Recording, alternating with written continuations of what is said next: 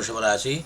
ఈరోజు అనుకూలంగా ఉంటుంది. వ్యాపారంలో లాభాలు కలిగిస్తాయి. స్నేహితుల సహాయం లభిస్తుంది. ఆరోగ్యం బాగుంటుంది.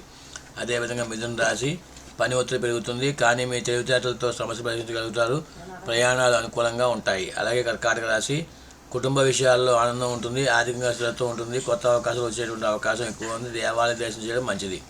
అలాగే సింహరాశి వారికి గౌరవం పెరుగుతుంది. ప్రతిష్ట పెరుగుతుంది.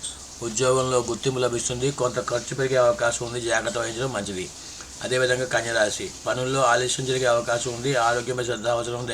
అదేవిధంగా ధనుసు రాశి వారు, ఉద్యోగ వ్యాపారాల్లో అభివృద్ధి ఉంటుంది. ప్రయాణాలు లాభిస్తాయి. కొత్త పరిచయాలు ఉపయోగపడతాయి.